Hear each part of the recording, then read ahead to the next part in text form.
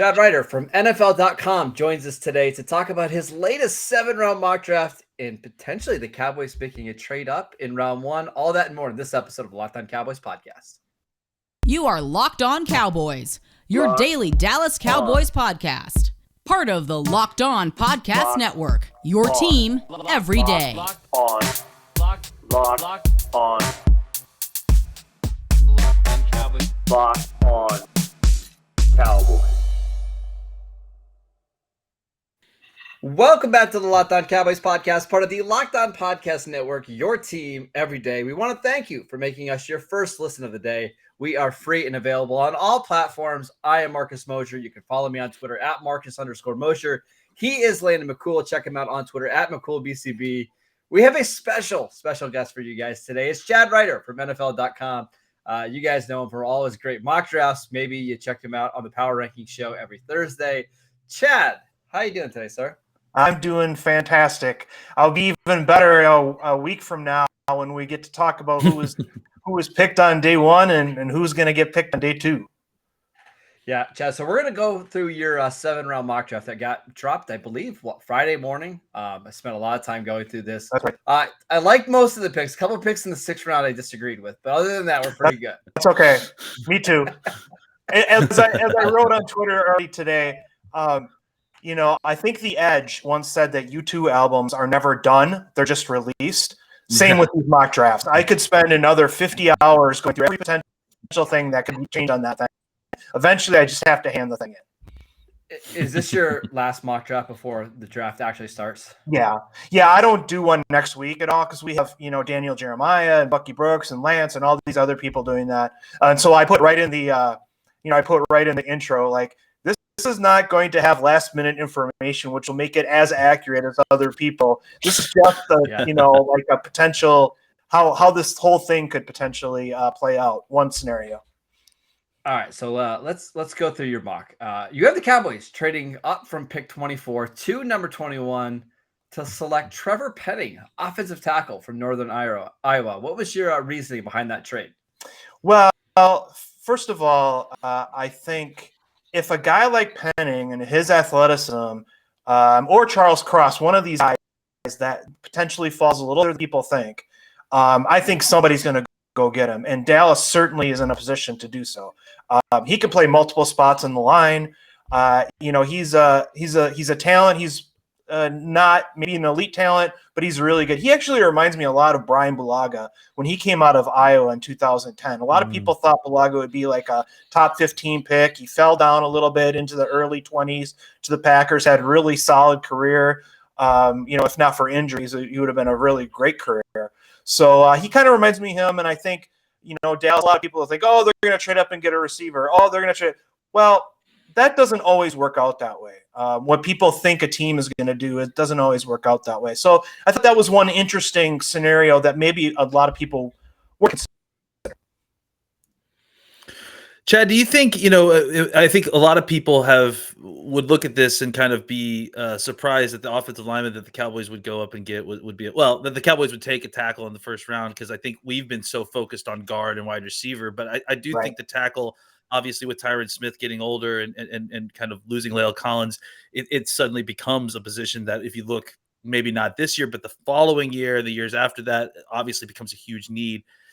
Was there a specific reason? Was it because Penning fell that you saw that the Cowboys went up and would take advantage of that? Or do you know of any, have you heard any whispers about Dallas being particularly interested in Trevor Penning versus some of these other tackles? No, I think it's just value. I think it's just a value pick. I mean, obviously they would be interested in Kenyon Green if he was available. They would be interested in Zion Johnson if he is available.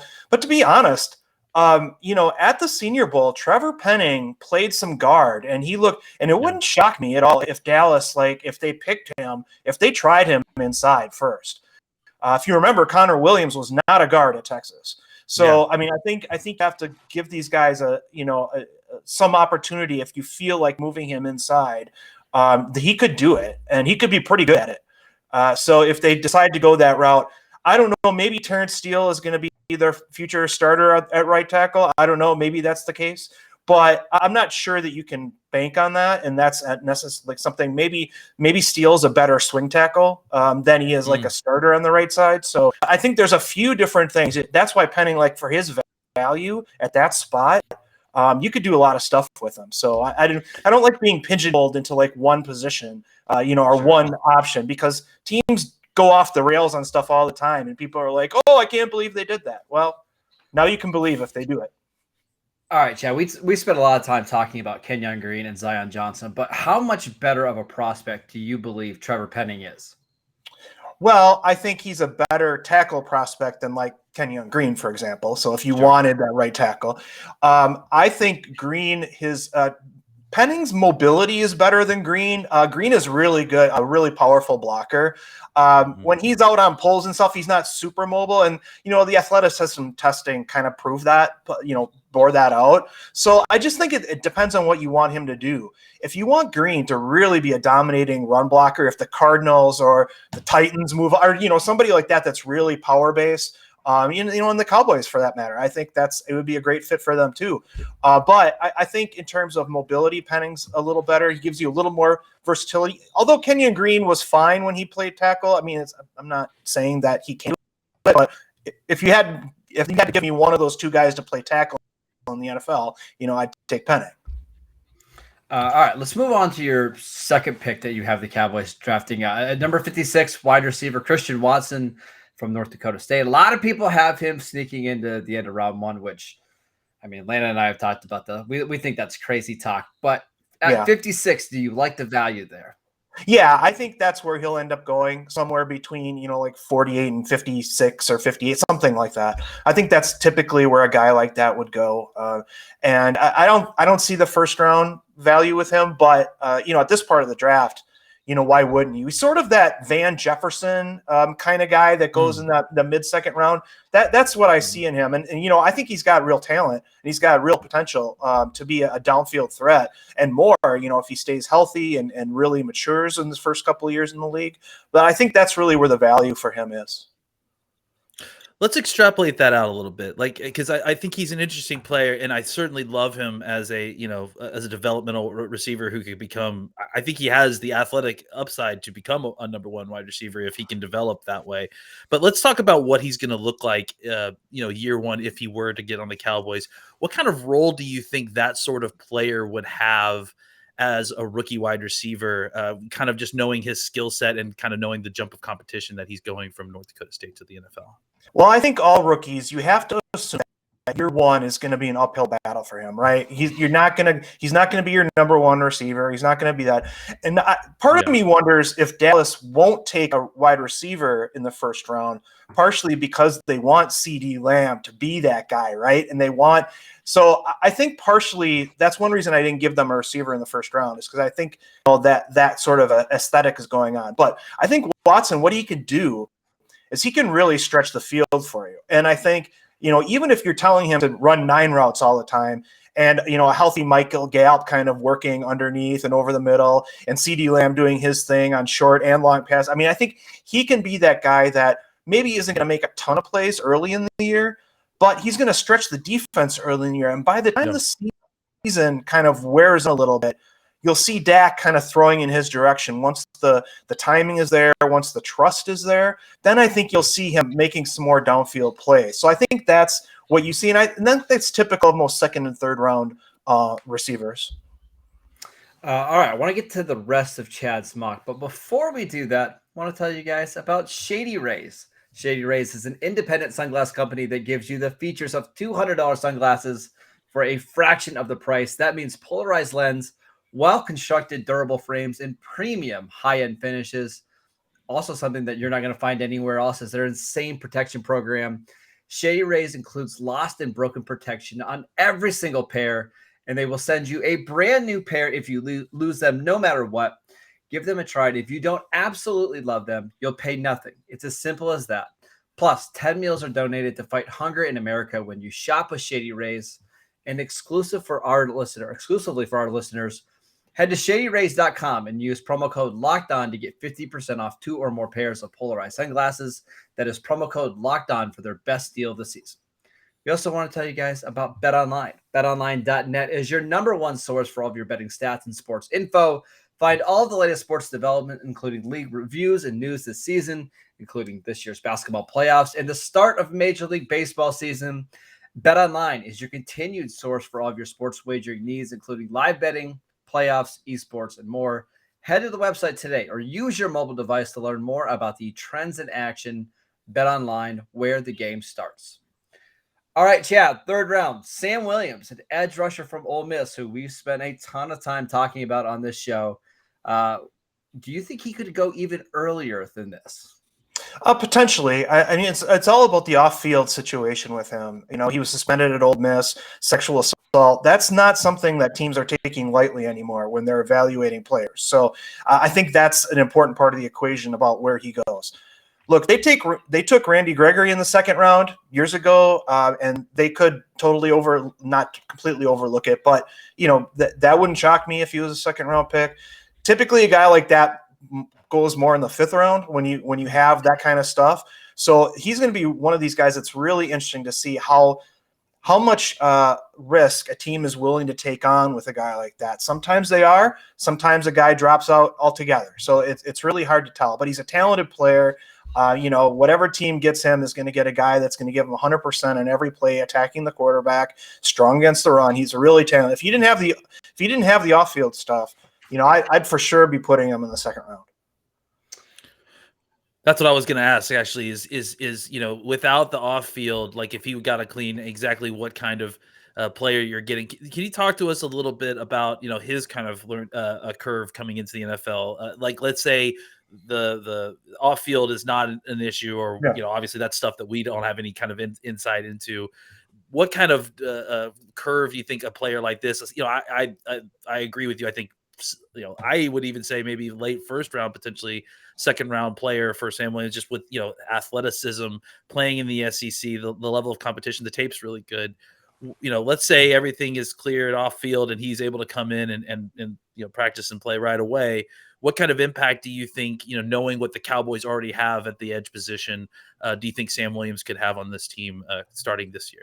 Well, I think, you know, he and Dante Fowler they can rotate all the time and they keep them fresh. I mean, you got to keep the defensive line fresh. I think Williams is going to get in right away. Obviously, probably to start out in sub packages. I mean, he's not weak against the run by any stretch. I don't know you're going to throw him out there, you know, for 70 plays, you know, as his first week, but certainly he's going to get in there for 30, 35 plays when he starts out, and mostly in, you know, obvious passing situations. And again, as the season goes on, he would continue to grow in that role. And you know what? Injuries happen, as we all know. So he may get forced into action even sooner than the team might want, but he's got enough experience. You know, as you said, he played at a high level of competition. So I expect that he would make a pretty big difference, you know, within the first month of the year. Maybe not Micah Parsons level, but you're going to see him on the field and you're going to hear his name a couple times in each game.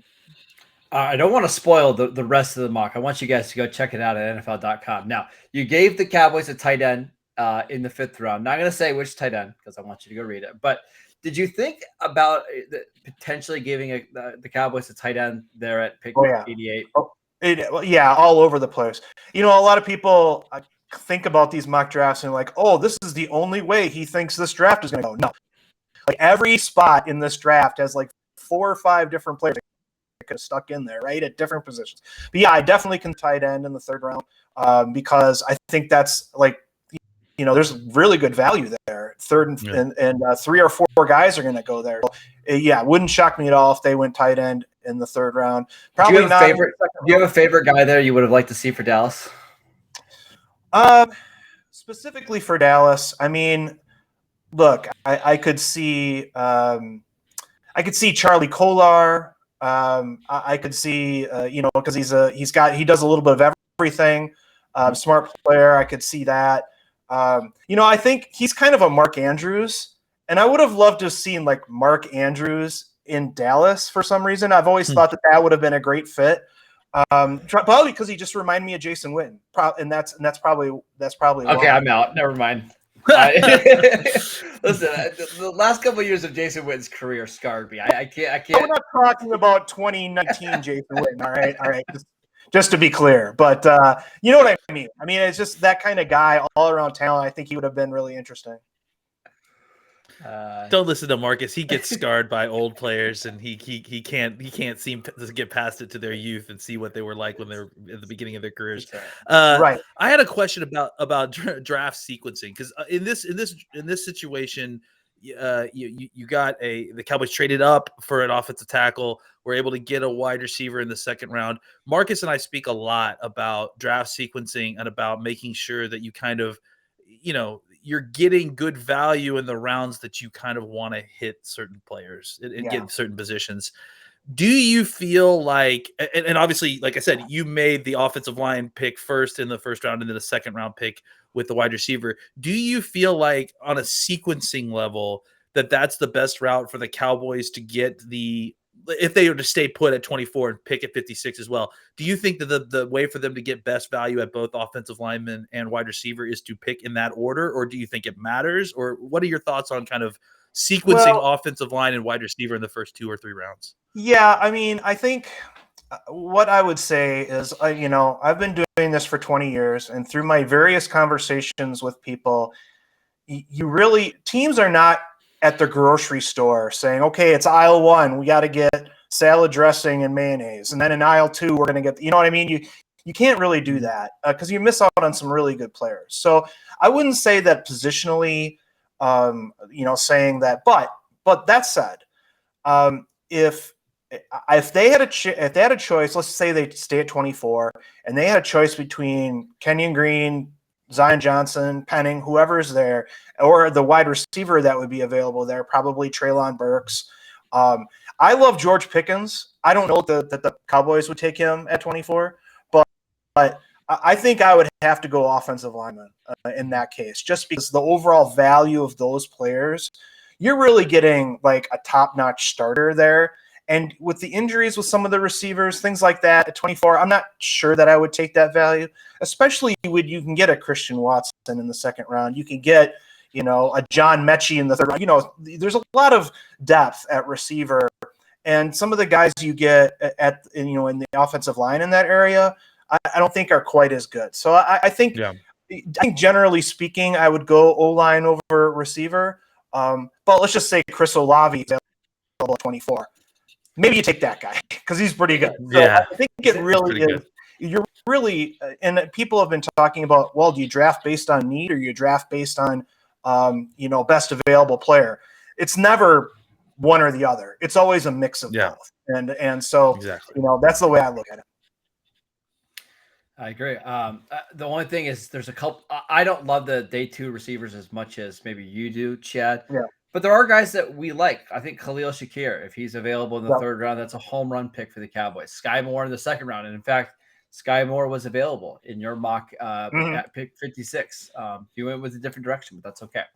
All right. We've got one more really fun segment lined up for Chad here. And that's actually the reason we brought him on for this next one. But before we get to that, I want to tell you guys about Built Bar.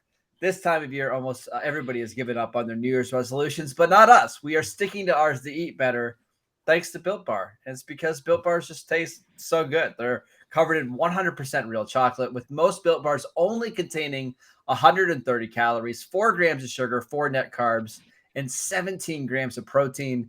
Compare that to your average candy bar, and it's not even a contest. So go to Built.com and use promo code LOCK15 to get 15% off your next order. Use promo code LOCK15 for 15% off at Built.com. All right, Chad, last segment. You are one of the most knowledgeable people in the world when it comes to draft stuff. And on the other show that we do together, the Power I'm sad that you said that. That really hurts. That my life has come down to that, honestly. But okay, I'll accept it as a compliment. This is a compliment. Okay. I can ask you basically any player in this class, and you're going to know their life story, where they project in the NFL. So let's play a little game of Stump the Truck, but this is Stump Chad. Okay. I'm just going to name some random players. Some of these guys, late round picks, UDFAs. You tell me what you know about them, all right? I'll give you a softball one because I know that you know this player. Jason Poe, center from Mercer. Yeah, he played right guard at center. At Mercer. He's transferred in there.